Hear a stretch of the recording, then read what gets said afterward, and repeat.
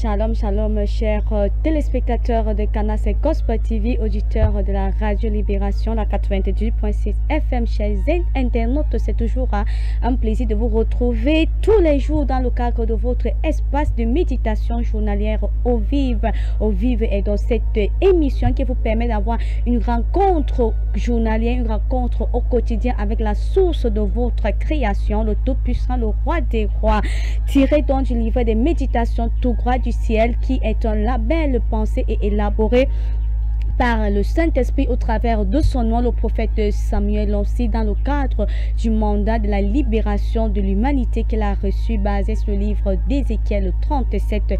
Au cours donc de ce mandat, au cours donc de cette grande émission qu'il a reçue de la part de l'Éternel des armées, il publie chaque mois par sa grâce un livret de méditation avec un thème particulier pour l'édification, pour la restauration, pour la libération, pour la guérison du corps du Christ.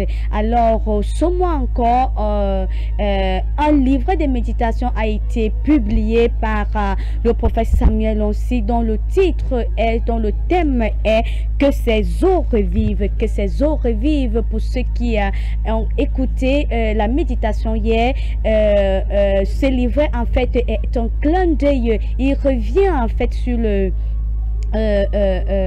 mandat qu'il a reçu de Dieu, le mandat de redonner la vie là où il n'y avait plus de vie. Comme je le disais hier à l'entame de cette émission, quiconque entre en contact avec le prophète Samuel Lonsi, en fait ce sont des gens brisés, ce sont des gens morts dans leur carrière, morts dans leurs affaires, dans leur famille, dans leur foyer. En fait, ils viennent étant tellement brisés, n'ayant plus d'espoir. Et lorsqu'ils commencent à prophétiser sur ces vies revivent à nouveau, ils reprennent tout simplement vie. Alors je vous supplierai vraiment, si vous vous sentez brisé, si vous sentez que vous n'avez plus d'espoir et que vous êtes connecté sur cette grâce, procurez-vous vraiment le livret de méditation de ce mois, moyennant la somme de 1000 francs CFA seulement, par support numérique ou support physique. Ça veut dire que quel que soit l'endroit du monde où vous nous écoutez, vous pouvez entrer en possession de votre exemplaire, et au sortir de cet exemplaire de ce mois, de la méditation de ce mois, vous allez revivre dans cette situation, vous allez revivre dans votre destin, vous allez revivre dans cette situation où le diable a cru avoir eu le dessus sur vous. Et nous continuons donc dans le cadre des sous-thèmes dédiés à au livret de ce mois, et le sous-thème du jour est le sang de Jésus parle plus fort. Le sang de Jésus parle plus fort est dans le thème que nous allons méditer ensemble aujourd'hui. Et le verset d'ouverture, le verset du jour est tiré du livre d'Hébreux 12, verset 24. Il est écrit: de Jésus qui est le médiateur de la nouvelle alliance, et du sang de l'aspersion qui parle mieux que le sang d'Abel. Message. La méditation et la malédiction est entrée dans la vie de l'homme au travers du péché originel, nous dit le prophète Samuel Lonsi.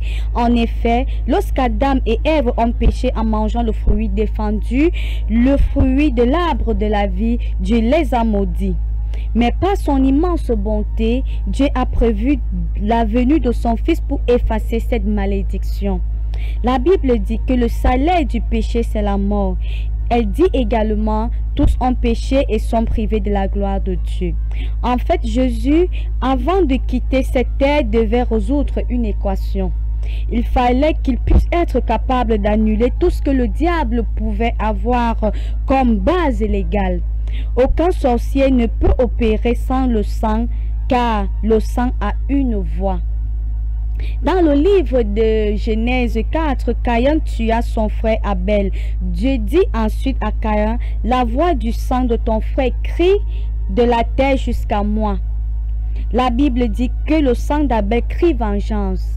Abel a été tué par son frère et son sang demandait vengeance. Hébreux 12, 24 nous dit: aujourd'hui le sang de Jésus parle mieux que le sang d'Abel. Le prophète Samuel aussi continue en posant cette question: que raconte le sang de Jésus? La Bible dit comme un agneau qu'on mène à la boucherie, il n'a point ouvert sa bouche. Jésus a fait le choix de ne pas parler. Il a fermé la bouche parce qu'il devait mourir afin que tu vives. Alléluia. On le tapait et son sang coulait. Quand le sang de Jésus a commencé à se verser, ce sang a commencé à crier vengeance, justice. La seule force que Satan avait était cette loi. Tous ont péché et sont privés de la gloire de Dieu. Mais le sang de Jésus demandait justice. Son sang ne demandait pas la justice pour lui, mais demandait la justice pour tous ceux qui allaient croire en lui. En d'autres termes, il disait, « Satan, tu m'as tué. Mon sang demande vengeance, mais je ne demande pas pour moi. » Jésus devait utiliser son temps et il l'a utilisé. Le sang de Jésus, nous dit le prophète Samuel aussi, efface toute trace légale sur la vie. Il parle plus fort que le sang d'Abel. Quand tu dis sang de Jésus, tu es en train de dire que toute cause légale s'efface. Peut-être ton grand-père a commis des choses horribles et comme la Bible dit que le péché des pères peut aller jusqu'à la 4e génération, tu es inquiet. Mais le sang de Jésus est là, dit le prophète Samuel aussi. Le sang de Jésus est le paiement pour la liberté, pour la libération. Alléluia. Quand le sang de Jésus est plaidé, ça efface toute grâce. Amen. Nous allons prendre donc une courte transition et on revient pour le commentaire de ce message que nous délivre le prophète Samuel aussi ce matin.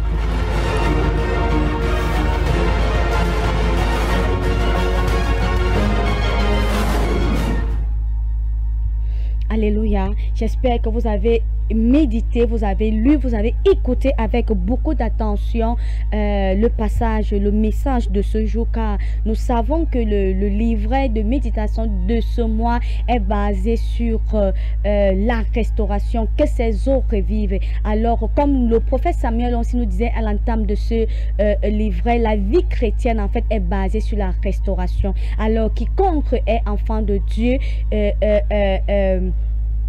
Satan a une vie de restauration, car sans Christ, le diable a beaucoup volé, il a beaucoup pillé, il a beaucoup ôté les choses, les bienfaits de Dieu dans nos vies. C'est pourquoi j'aimerais commencer au niveau où le prophète Samuel aussi a dit, le sang de Jésus ne demande pas la justice pour lui, mais demandait la justice pour tous ceux qui allaient croire en lui. Alléluia. Pour tous ceux qui allaient croire en lui. Le sang de Jésus opère pour tous ceux qui allaient croire, pour tous ceux qui croient au Seigneur Jésus. Alors j'aimerais bien commencer aujourd'hui en te disant, si tu n'as pas encore reçu le Seigneur Jésus comme ton seul Seigneur et Sauveur, si tu ne l'as pas confessé, alors tu n'es pas qualifié à recevoir cette restauration, cette libération que te procure son sang qu'il a versé, qu'il a payé si chèrement, cette vie qu'il a donnée si chèrement pour l'humanité. C'est bien beau de plaider le sang de Jésus, mais si tu n'es pas authentiquement né de nouveau, bien-aimé, ce sang-là ne pourra pas parler pour toi. Et si tu es déjà né de nouveau, je te dirais aujourd'hui, la plus grosse attaque que le diable peut te donner, peut apporter dans ta vie, c'est en fait de te faire mépriser, c'est en fait de te faire méconnaître, c'est en fait de te faire ignorer ou être laxiste en fait, ne pas être sérieux avec le don du salut. Quand tu es laxiste ou si tu ne prends pas au sérieux ce don du salut, bien-aimé, tu ne pourras pas entrer en possession de ton héritage divin. Aujourd'hui, nous zoomons uniquement sur le sang de Jésus. Amen. Donc, pour toi qui n'as pas confessé Christ, assois-toi dans ta maison de là où tu m'écoutes aujourd'hui et confesse-le, appelle-le dans ta vie comme ton seul Seigneur et Sauveur. Si tu l'as déjà reçu et que tu négligères en fait ce don du salut, la Bible dit dans Tite 2, verset 14, que Christ s'est donné lui-même.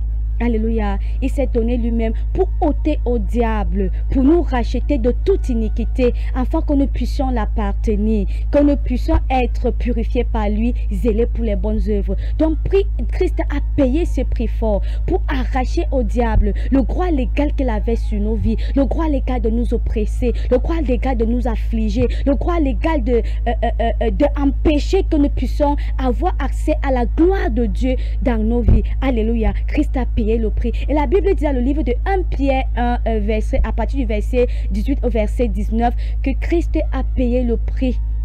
Non point un prix des biens périssables comme l'or et l'argent, mais il s'est donné tel comme un agneau. Il a versé son sang si précieux, bien-aimé, si précieux. Il a donné de sa vie en fait pour ôter au diable ce droit légal. Alors j'aimerais vraiment que lorsque tu vas continuer prochainement, lorsque tu consommerais, tu boirais la coupe du sang de Jésus, que tu prends ce sang avec cette haute révélation en fait que Christ a payé la dette. Tu n'as plus le sang de Jésus est la dernière carte de Dieu, bien-aimé. Le sang de Jésus est la dernière carte de Dieu. Aucun diable sur le ciel ne peut résister au sang de Jésus. Le sang de Jésus est notre forteresse en tant que croyants. C'est notre forteresse. Le sang de Jésus nous donne accès à l'héritage, nous donne accès à la vie éternelle. Le sang de Jésus nous donne accès à notre héritage divin, qui est longtemps resté en suspens, qui a longtemps été dérobé, pillé, volé, ruiné par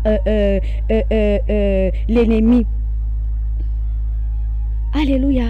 C'est ce que nous donne le sang de Jésus. Le sang de Jésus nous sauve. Le sang de Jésus nous lave. Le sang de Jésus nous donne la paix. Le sang de Jésus, avec le sang de Jésus, nous sommes pardonnés. Le sang de Jésus nous guérit. Le sang de Jésus nous justifie. Le sang de Jésus nous donne accès à la vie éternelle. Le sang de Jésus nous sanctifie. Le sang de Jésus nous protège. Le sang de Jésus nous délivre. Alléluia. Il y a tellement de bienfaits que nous recevons de la part du Seigneur à cause du sang qui a été versé ce jour-là, lorsqu'il a été flagellé, lorsqu'il a été frappé du triple fouet romain, lorsque sa chair était molestée, lorsque ce sang coulait, il était en train de te racheter, il était en train de ôter au diable le droit légal qu'il avait sur ta vie pour t'oppresser, pour t'opprimer, pour t'affliger, pour te rendre malade. Alléluia, il a payé le prix. Il a donné de sa vie. Son sang t'a racheté, bien-aimé. J'aimerais que tu restes avec cela. Cette maladie n'a plus lieu d'être dans ta vie. Le sang a coulé pour ça. Cette oppression n'a plus lieu d'être. Jésus-Christ a payé le prix. Ce célibat n'a plus lieu d'être. Jésus-Christ a payé le prix. Alors prochainement, lorsque tu vas entrer dans ta maison, lorsque tu vas élever ta voix encore pour prier, tiens-toi sur cette compréhension, sur cette autorité que tu as reçue par le sang de Jésus et commence à déclarer, à réclamer ton héritage divin. Alléluia. La Bible dit: mon peuple périt parce qu'il lui manque de connaissances. Peut-être aujourd'hui, tu as subi cette oppression, tu as toujours encaissé ce par quoi tu passes parce que tu n'avais pas cette compréhension, tu n'avais pas cette révélation, tu n'avais pas cette connaissance de ce que te donne le sang de Jésus. Mais aujourd'hui, tu as la connaissance que ta qualité de prière change. Réclame désormais ton héritage avec autorité, avec vigueur, avec force, avec révélation, avec assurance. Car son sang, il a versé de son sang précieux pour ôter ce droit légal que le diable avait sur ta vie. Il a payé la dette. Il a payé la dette auprès du diable. La dette que tes péchés, que tes iniquités, faisant en sorte que le diable continue de t'oppresser, d'agir dans ta vie. Jésus-Christ a payé la dette. Alléluia. Avec le sang de Jésus, tout est effacé. Avec le sang de Jésus, c'est un nouveau recommencement. Avec le sang de Jésus, tu revis à nouveau dans cette situation. Amen. Et voici quelques sujets de prière que le prophète Samuel Lancé nous donne aujourd'hui. Oh Dieu, merci, car le sang de Jésus annule toute transgression dans ma vie. Alléluia. Oui, selon qui est écrit dans Tite 2, verset 14, le sang de Jésus annule toute transgression dans ta vie. Le deuxième sujet de prière dit: oh Dieu, je te rends grâce car Jésus a Par son sang a payé ma dette. Oui, Christ a déjà payé la dette. Tu n'as plus droit de vivre, de supporter, de subir cette oppression par laquelle le diable te fait passer. Car Jésus-Christ a payé la dette par son sang. Le troisième jour de prière dit, oh Dieu, merci car je ne suis plus privé de la gloire de Dieu. Oui, Jésus-Christ a payé le prix pour que tu aies désormais accès à la gloire de Dieu, accès au bienfait de Dieu, accès au surnaturel qui vient de Dieu, accès au miraculeux qui vient de Dieu. Alléluia. C'est ici donc que s'achève l'émission de ce jour. J'espère que vous avez été bénis, que désormais vous allez réclamer avec puissance, avec autorité, avec compréhension votre héritage divin que vous avez reçu du prix que Christ a payé de par son sang versé pour l'humanité. Quant à nous, on se dit à demain pour une autre coupe d'eau vive qui constitue pour nous une source d'eau pour la vie éternelle. N'hésitez pas à commander votre livret de méditation au numéro qui s'affiche sur votre petit écran. Je suis Rose Déborah. Restez bénis. Shalom, shalom.